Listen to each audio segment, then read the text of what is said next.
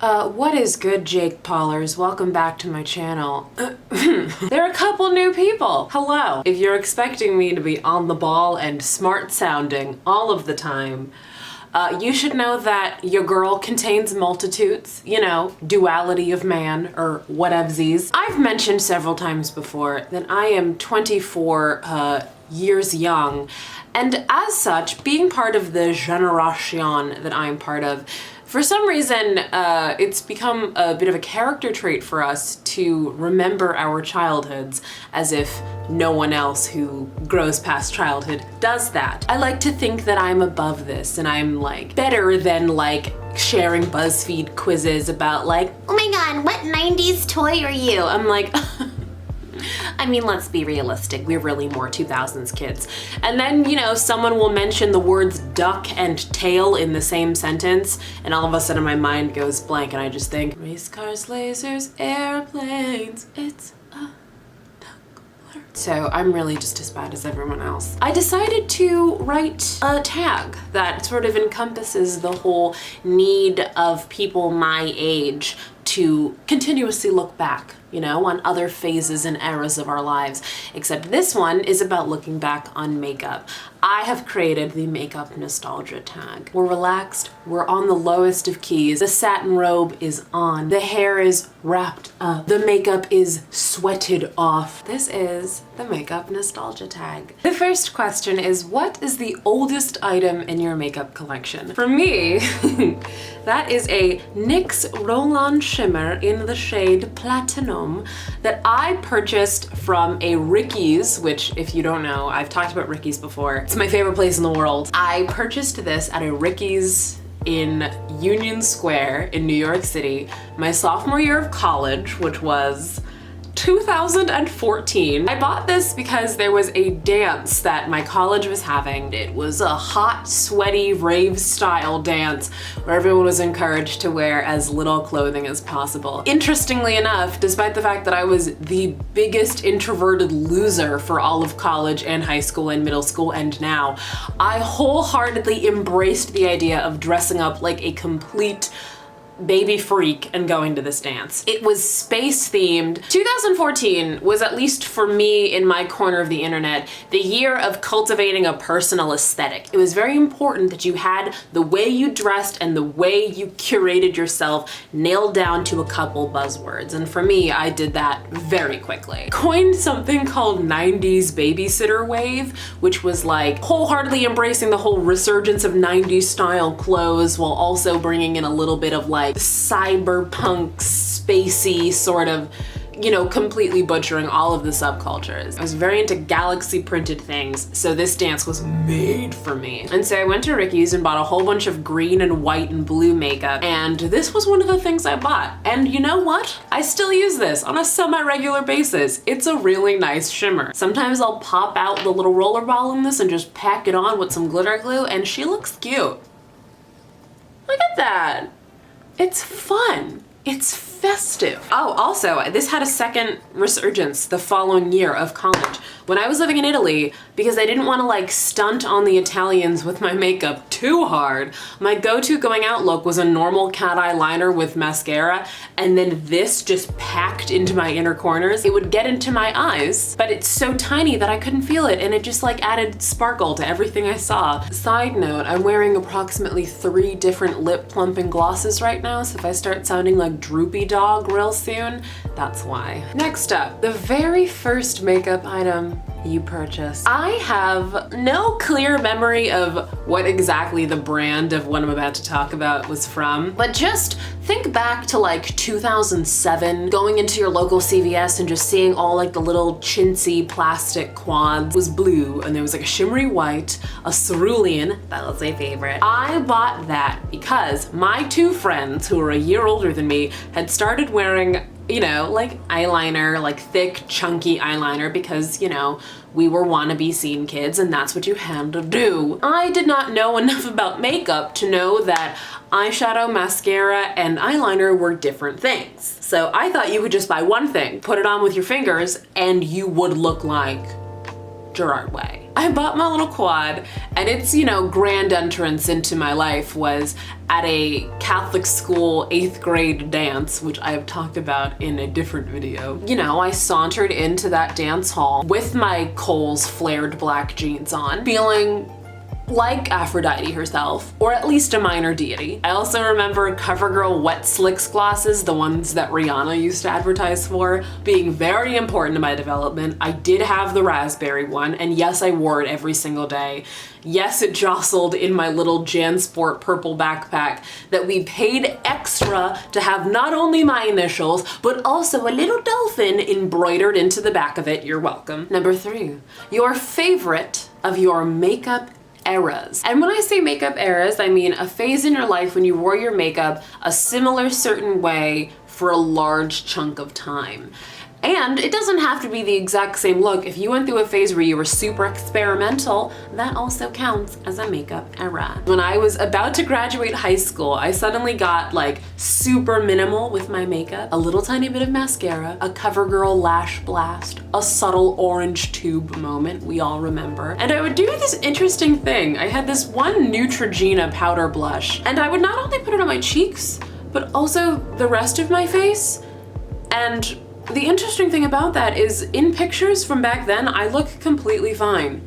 You would think that doing that, I would look like a tomato, or at the very least a Concord grape in every photo, but I look completely normal. So I don't know if the blush was so subtle or I was just a genius, but I'm just so impressed by younger me's ability to make blush all over the face not look like a skin condition that I have to choose that one. I was so minimalist. I was Glossier before Glossier existed. I'm not saying that the CEO of Glossier stole the idea for a minimal makeup line from me in high school. I'm just heavily implying it. Moving on. As we rise, we also fall. The next question is the darkest of your makeup eras. For me, this answer is very simple. When I was living in Florence, my junior year of college, I'm going to be frank here, I looked ugly for a whole year. And my friends and family will be like, oh my gosh, why are you being so hard on yourself? Our journeys with ourselves are just that, a journey. There's ups and downs, peaks and valleys. It was a valley the whole time.